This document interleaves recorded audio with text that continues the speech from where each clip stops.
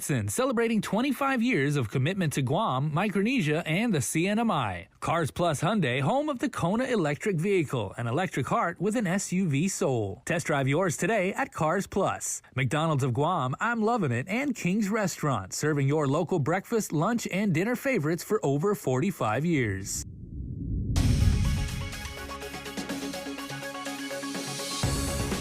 Ahead on your news leader, the Guam Rugby Union says transgender girls unable to compete in high school rugby competition. Plus, the Chief Justice of the Guam Supreme Court delivers his annual State of the Judiciary address this morning. And the governor announces this year's 78th Liberation Day theme. These stories and more right now on KUAM News Primetime. Hafiday and good evening, everyone. My name is Tomas Manglonia. Glad you can join us. Can transgender athletes play in the girls' high school rugby division? No, the Guam Rugby Union stated in a letter addressed to the Interscholastic Sports Association on Thursday. With tonight's top story, KUAM's Isaiah Ugan. The three-page letter released from the Guam Rugby Union on Thursday states, quote, "World Rugby, like our union, prioritizes making the games as safe as possible. Because of this fact, rugby eligibility rules cannot allow the risk to players to be increased by allowing people who have the force and power advantages conferred by testosterone to play with and against those who do not," end quote. This letter comes after a recent meeting with the GRU board and high school rugby coaches explaining GRU's position on the matter. It also explains that GRU sent their laws and regulations for school year 2021 to 2022 to the Interscholastic Sports Association in March, which is under the Guam Department of Education. That mirrors the World Rugby Law. Quote, "Transgender women may not currently play women's rugby because of the size, force, and power-producing advantages," end quote. GDOE responded to the ineligibility of the Guam high school player to play in the girls' full-contact tackle competition, which states in the letter this, quote, "would conflict with GDOE's obligation to enforce 9 protections that prohibit discrimination in interscholastic sports," end quote. Due to GRU not receiving a response from GDOE on who's liable for any, quote, "injury sustained and attributable to transgender athlete play," end quote, the home of the Panthers were sidelined last weekend from participating in high school's girls' rugby matches. According to GRU, all high school coaches were informed that the show will go on for following the union's rules and regulations, which align with the World Rugby Laws. Quote, "Transgender women may not currently play women's rugby because of the size, force, and power-producing advantages," end quote. It states that in a meeting on April 27th, all coaches, including Guam High coaching staff, agreed to play by the rules. Meanwhile, GRU encourages transgender athletes to participate in non-contact rugby activities. GRU welcomes future discussions with GDOE's ISA, according to the response. As KUAM News reported, first teens and high school rugby head coach Conrad Kerber called for a ban on transgender girls playing in the league after 3 members of his team were injured by a, quote, "transgender player of Guam High," end quote. Reporting for KUAM News, Guahusi Isaiah Ugan. And the Chief Justice of the Supreme Court gave his final State of the Judiciary address for this term and reflected on navigating the judicial systems through the COVID-19 pandemic. KUAM's Hannah Devonzo reports. Surrounded by fellow members of the judicial system, legislature, and other government officials, the Honorable Chief Justice of the Supreme Court, Philip Carbolito, gave his last State of the Judiciary address for this term at the Guam Congress Building in Hagåtña. The Chief Justice began his term in January of 2020, just a couple months before the start of the COVID pandemic. The proverbial wheels of justice have never stopped turning, even now as we enter into our 3rd year of COVID operations. And reflecting on these past couple of years, I feel confident in saying we did our absolute best under the circumstances.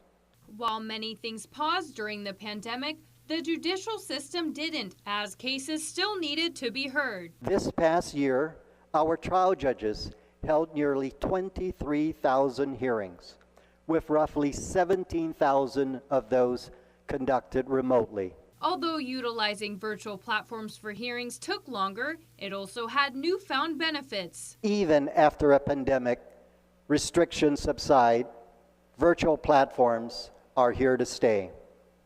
Because of this, we continue to invest in acquiring and upgrading the technology tools necessary to safely and securely continue our operations virtually in the digital world. In addition, some exciting plans are underway for the judicial system as the restoration of Guam's historic courthouse is in the works. Chief Justice Carbolito hopes to cut the ribbon on the restored space before the end of the year. Hannah Devonzo for KUAM News. Right, thank you, Hannah. And it was a bid to tie military recruitment to Guam's inclusion in the Supplemental Security Income Program. In his brief allotted time for testimony on the National Defense Authorization Act, Congressman Michael St. Nicholas made the pitch that enabling SSI in the territories will significantly bolster the family and recruitment environment to some of our highest per capita military service areas in the country. In our research in our office, as we've looked back on the applicability of SSI to the children of service members, extraordinary effort has been made in 1993 and 2004 to make it available to service member children. But again, territorial children are fully excluded. And if we're going to be creating a maximal recruitment environment in our own territories that on a per capita basis have put out more recruits per capita than anywhere else in this country, it's only right for us to come full circle. The Supreme Court recently ruled that because the territories do not pay federal taxes, they can be excluded from federal assistance programs such as SSI. St. Nicholas was seeking to add a provision in the Annual Defense Authorization Act to include Guam. SSI provides assistance to low-income, elderly, and the disabled. Meanwhile, the governor is also weighing in on the SSI issue. She sent a series of letters to President Biden and congressional leaders seeking their support for extending the program to the territories. To Biden, she wrote, quote, "Mr. President, you have said that the position of the Department of Justice adopted is not consistent with your administration's policies and values," end quote. She also reminded him of his previous support for bringing Puerto Rico in line with the states by extending SSI, removing Medicaid funding caps, and achieving parity in the Supplemental Nutrition Assistance Program. Again, the recent ruling by the High Court upheld the revocation of federal SSI assistance to a man who moved from New York back to Puerto Rico. And the phone calls are flooding into the Election Commission, and online voter registration are on the rise. This following the surprise announcement Tuesday by the Democrat Central Executive Committee that the party will hold a closed primary restricted to only declared Democrats. Here's GEC Executive Director Maria Pangilinan on today's Link show. Our voter registration folks are really, really busy right now. Our volunteer voter registrars are coming in and turning in more registration because, as you may know, the way to update your voter registration is to re-register. And if it's the party affiliation you want to update, that's what you have to do. The Democratic Executive Committee approved a change to party bylaws that allow for a closed primary, and Democratic Chairman Tony Babauta has said they will require voters to declare their affiliation. Currently, though, there are only an estimated 2,500 declared Democrats. Most of the new voter registration is updating their party affiliation. The primary election is set for August 27, and the Election Commission has hard legal deadlines to meet in getting the ballots out and conducting the voting. This is a new territory, even for the Guam Election Commission. We're in close contact with our legal counsel. We have to make sure that we want to ensure the voters that the Guam Election Commission will do everything inside the law. There are a number of questions and issues that still need to be settled, and while the Democrat Party can declare its intent for a closed vote, the GEC board would have the final say on how it's conducted. The GEC is responsible to promulgate rules and regulations for a closed primary, or for that matter, an open primary. So it would be the Guam Election Commission rules and regulations and procedures. The Election Commission is scheduled to meet next on Tuesday, but because the meeting notice was published without the closed primary issue on the agenda, according to the open government law, it cannot be discussed. But Pangilinan says, if necessary, the board can call for a separate special meeting. For KUAM News, I'm Nestor Lecanto. There's been no confirmation as of news time that the Democrat Party Central Executive Committee has submitted an official notice of a closed primary. And in more Decision 2022 headlines, are the governor and lieutenant governor up for a primary battle? KUAM asked the governor if she's out or all in with the Democratic Party's plans to shutter the political process.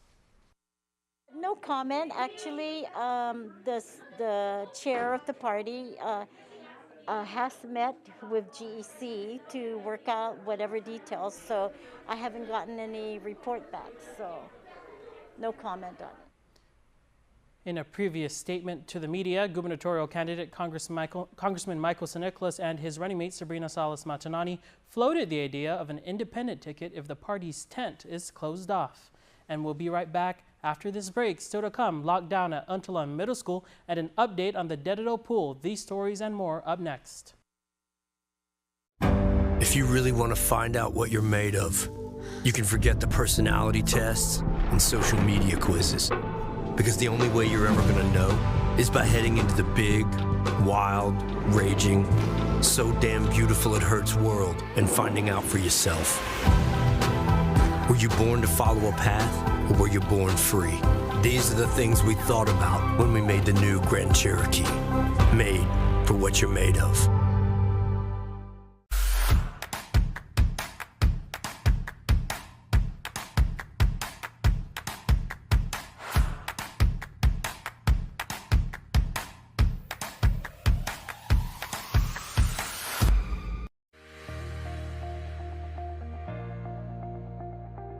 Half a day. My name is Jerome Kinata from the village of Umata. I've applied for the program in Salapi to help me with my daily commute from Umata to Mingilo.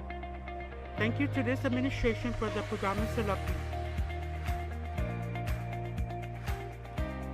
Thank you, Lou and Josh. I have received my program in Salapi. The application deadline for Program in Salapi has been extended to May 22, 2022. For more information, please visit doa.guam.gov. This ad was paid for by the Office of the Governor using government funds. Let us know what's up on our KUAM News WhatsApp tip line at 671-727-0094. Share information about what's happening in your town on Guam or the CNMI and what you want us to know. Reach us on WhatsApp at 671-727-0094. Welcome back. Island residents will get together with friends and family to celebrate 78 years of being liberated from the Japanese occupation of Guam. The island's governor revealed this year's theme during a press conference at Adelup. Isaiah Uggan reports.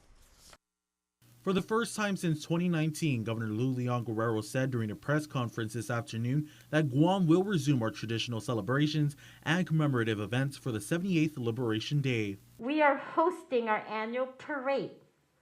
We are going to display fireworks and drone lights show, as well as a special Fandania Friday with food, trucks, family activities, entertainment, and more. We are basically going to say, let's party to celebrate our liberation festivities. This year's festivities are being hosted by the Mayor's Council of Guam in partnership with the Guam Office of the Governor and Guam Visitors Bureau. At the unveiling of the Liberation theme and upcoming events, PD Mayor and MCOG President Jesse Alec explained that the theme and logo resemble two historical events that severely impacted the lives of the Chamorro people. That's definitely the war that we went through in 44, and we commemorate the atrocities of that war, and we remember those that have passed away, and also we celebrate our survivors. But this year's theme and logo also celebrates our journey through the global pandemic that we've been through. The strength to overcome, the faith to persevere is this year's theme. Meanwhile, Mayor Alec noted all camping grounds are going to be free this year thanks to the collaborative efforts of the Department of Parks and Recreation, Department of Public Works, and Guam Power Authority. We're so grateful for that partnership with DPR and DPW, GPA, because on top of it being free, you're going to have power out there. So you'll be able to connect to power and you'll be able to use the restroom. In the Adelup Cabinet Room, surrounded by cabinet members of the Leon Guerrero Tenorio administration and media partners, Mayor Alec also mentioned everyone is welcome to participate in this year's main attraction, the Liberation Parade. In the past, entities had to pay to enter the parade, whether you had a float or you had a marching unit. Well, guess what? It's free. As done in the past, there will be a signing up process stood up. Alec added that a website will be launching soon for residents to register. GVB is funding this year's festivities, and the MCOG is soliciting sponsorships and donations. We want you to join us. We want you to come out and celebrate with us because it is about time. Right, Governor? Yeah. So it's free. Reporting for KUAM News, Guahusi Isaiah Uggan. And over in the CNMI, Governor Ralph Torres faces multiple legal battles stemming from his impeachment trial in the Senate set for May 13. Torres told KUAM he looks forward to being acquitted. The Senate trial of Governor Ralph Torres is slated for May 13. Senate President Jude Hofschneider, in his April 20th memo, said Torres will be required to be present during the hearing. But 2 days later, the senator issued an order saying Torres could appear through his counsel. We asked the governor if he'd be a no-show. I'll let you know when the time comes closer. I'll wait for the advisement of my counsel. And at least one of his attorneys, Anthony Uggan, recently lost an unopposed motion to dismiss the articles of impeachment in a Senate pre-hearing last week, just one vote shy of ending the trial. And on May 13, the governor's team will be unopposed yet again, as House prosecutors are barred from the trial after failed negotiations by Democrats for more than one of them. I'm very confident with my counsel. I think he did a great job. And so I look forward for being acquitted by the Senate. And again, I have every confidence regarding my counsel's performance. His supporters pleaded with senators to uphold the will of the people ahead of the general election, while Democrats in the opposition call for his removal from office as a remedy to political corruption. Torres remains in office and has denied all charges, including the criminal charges filed by the Attorney General, a first in Commonwealth history. My work will continue, and will continue for the betterment of the community. Tomas Manglotnia for KUAM News. And back to local headlines, we've learned that some changes have been made with the special education program at the Guam Department of Education. KUAM's Isaiah Uggan has the report. According to a news tip, a couple of special education programs geared towards autism may have been shut down. However, Guam Department of Education Assistant Superintendent of Special Education, Tom Babauta, says that's not the case. When we started looking at the last 10 to 15 years of services, we recognized a pattern, and the pattern was that the autism supports were lacking out in the schools. We're actually beefing up services for kids with autism. Aiming to better services in the island's largest school system, Babauta says it wasn't an easy choice to move district staff from a couple of service areas, such as the autism training and supports, leisure education support, and assistive technology support into the classrooms. I did have to make the tough decision to deploy the teachers out to the schools. So we did send teachers out because many of these students did not have a special education teacher. They were getting coverage from a general ed teacher, but not a special education teacher. So that's why we had sent the teachers out into the schools. It was a tough call, but I feel good about it, and I would make that call again. Babauta shared this shift of employees as a part of a multi-year implementation plan that was designed to improve the overall services for the division. He says the changes were made in late February. It also mirrors the teacher shortages experienced across the nation, including GDOE. According to the Bureau of Labor Statistics nationwide, it was reported about 5.2% in educational service positions remained open as of February of this year. That is an increase from 3.3% in February of last year. Number one, it improves the services for students because they were not receiving specially designed instruction in the classroom. So now the entire school day, they have a certified special education teacher to, at least for those cases where the teachers were out there. Meanwhile, Babauta noted Actum, an off-island world-renowned group, is providing services to the complex cases in GDOE. We also have, for some of our more complex cases, we have a contract with an off-island provider who's helping us to revamp our autism services district-wide. The contract is in its second year. As for the deployed central office staff, Babauta explained the plan. People are saying, well, why are you taking these folks who are IEP stipulated and they're supposed to be providing services in the schools? Well, we had a backup plan. So I have other folks from the emotional disabilities program. We have other folks from Central that are covering down on the cases that need covering. Reporting for KUAM News, Guahusi Isaiah Uggan. And the Dededo pool has been out of commission for more than 2 years now, but it seems to be coming along as the Department of Parks and Recreation gave updates on the northern pool's condition. With more is Daniel Perez. As you can see, we've done a lot of cleaning. Our staff at BPR has done all the cleaning, removing of all the foliage and stuff. So everything's been done, water blasted, cleaned. Everything we're doing now is preparing for the contractors to come in and do what they need to do to get the filtration system, the silica sand in, and then do their part with the lighting and the perimeter lighting to install. Department of Parks and Recreation's Deputy Director Warren Pelletier gave a rundown as to what's been fixed and cleaned up at the northern pool. The work has been stalled right now. Pelletier said that it's out of DPR's hands and all they can do is wait for the remaining supplies. It all depends on the shipping companies here. They're experiencing quite a bit of delays.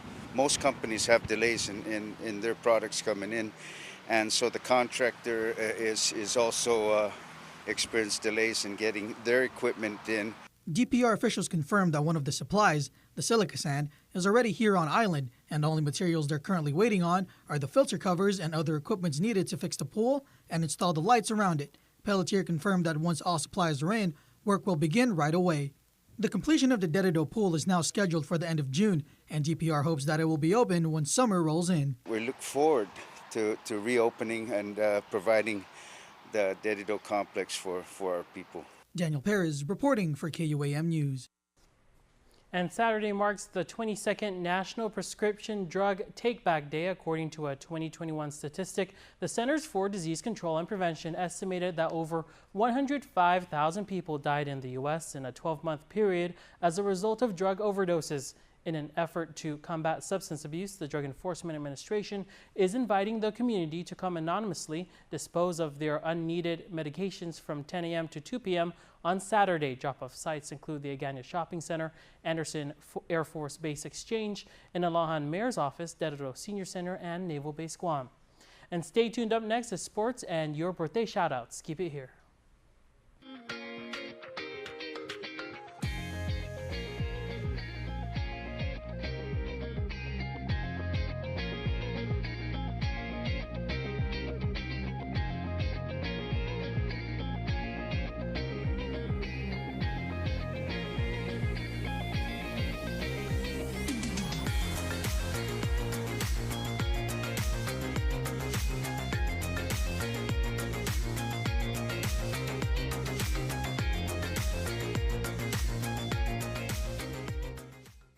We love our mom because she was our first teacher.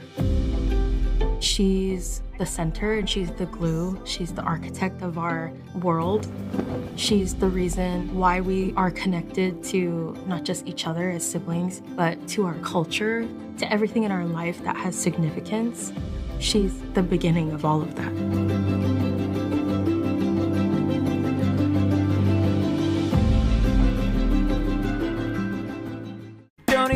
Break, keep the smile on your face, the moments you can't replace, and I'll be around.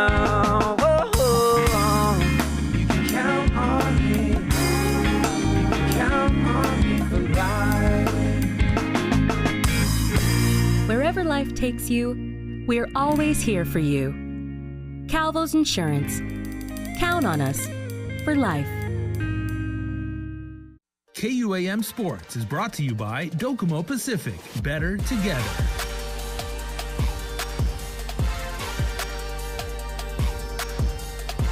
I'm here with Ostia Mendiola, women's volleyball player over at San Diego Mesa College, women's indoor and beach volleyball team. Congratulations on winning the 2022 PCAC championship. So PCAC is our specific conference. It stands for Pacific Coast Athletic Conference. And yeah, so we play teams like Grossmont, Palomar, Maricosta, Moore Park, those kind of teams that are in our conference. And we ended up finishing with a 10-1 record in conference. And yeah, so that's kind of our specific. And then after conference, which is what we just won, that's when we go to regionals and we start playing teams from other conferences or like teams more up north. Talk about how big beach volleyball is in the area. So in Southern California, beach volleyball is pretty big. There's a lot of, great teams here. For example, like just to go to state for beach volleyball for my college. So usually like for indoor, it's like 4 from the south go, 4 from the north go. But because like volleyball or beach volleyball has such a like main presence here in Southern California, so 4 of us will go from the south and then only 2 will come from the north. So it's just like, I'm not too sure if it's just like the weather or something like that, but like beach volleyball is a big presence here in Southern California. And the facilities at Mesa College, building the beach courts there, right there in the grass area where fans can, sit, enjoy, and watch and cheer the team on. Mm-hmm. Yeah, we're really lucky. Me and my team always talk about that. Like we go travel sometimes and we're either playing on the beach or just like in this little corner where they built a beach courts. But at Mesa, they like in the middle of like this big grassy area where like our softball team plays and also our track and field, they built like these 3 nice big beach courts. So yeah, it's really nice and we're really lucky. So what's next for you and the team as far as beach volleyball? So we won conference, we got first. So we're automatically into team regionals, which is going to be, for us, it's like kind of like playoffs. So for us, it's going to be in Cypress. We're challenging Cypress and Mount Sac. And so basically, if we have to win those 2 teams in order to go to team state. And state championship this year is in Irvine. So that's our game next week, Tuesday. So that's team-wise. We made it to regionals, and we just got to take care of that in order to make it to state. And then because beach is like a pairs, it's by pairs. You have team and then you also have pairs. So that's for team. And then for our pairs, right now for our conference, we're in this pairs tournament. It actually just happened yesterday. So the top 30 pairs from our conference go to this tournament, and basically the top 7 the top 7 from this tournament will end up moving on to the pairs regionals, which is in El Camino. So yesterday, me and my partner, we won both our games. So we made it to the quarterfinals, and then we finish off the tournament tomorrow, just like quarterfinals, semifinals, finals. And yeah, so we made top 8 in this tournament so far, but we just have to make sure we get top 7 in order to go to the next round, which is the pairs regionals.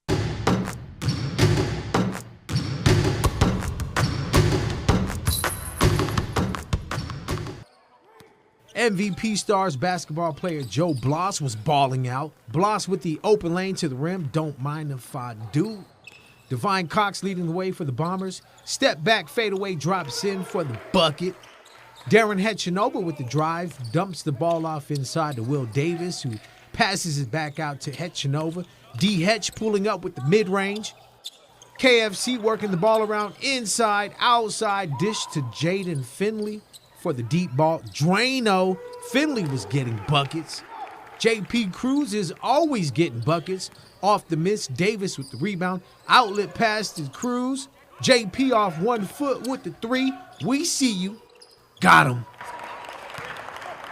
Don't forget to send us your best shots. DM our KUAM News on Instagram or hit me up at sho@kuam.com. KUAM Sports is brought to you by Docomo Pacific. Better together.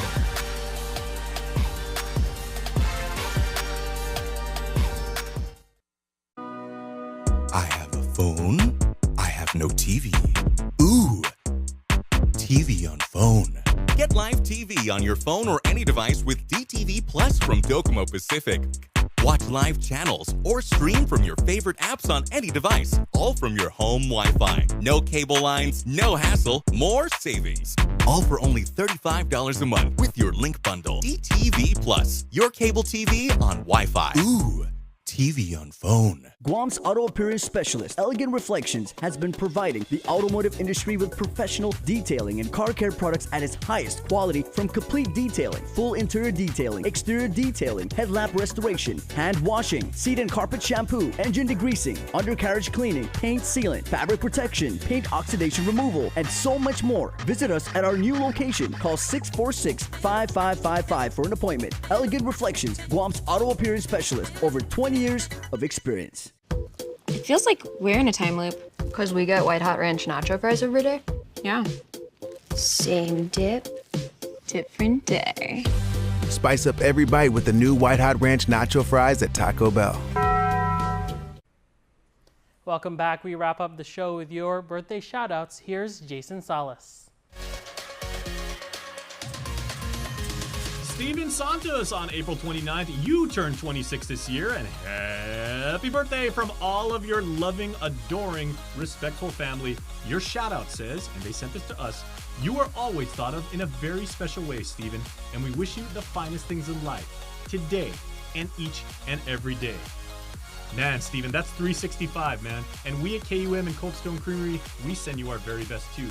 We're really, really glad to have you as part of our island family. And today, you are our birthday celebrant, and we wish you a great Friday, a fantastic island weekend, and of course, a happy birthday. Man, Jason, thanks for doing that shout out. You can be a part of our Cold Stone Creamery Birthday Club by checking out KUAM.com. And it's that time of the week where we announce the winner of a yummy Cold Stone Creamery birthday cake. This week's Birthday Club winner, and very deservedly so, is Isariah Hope, who was born on April the 23rd. Hey, nice. Isariah, we are pleased to give you a Cold Stone Creamery ice cream cake, and we're going to reach out to you and your family to let you know when you can pick up your bonus birthday present. Enjoy, and remember, please share. It's your extended birthday. And that's our show. Thank you, and please stay safe, Guam and the CNMI.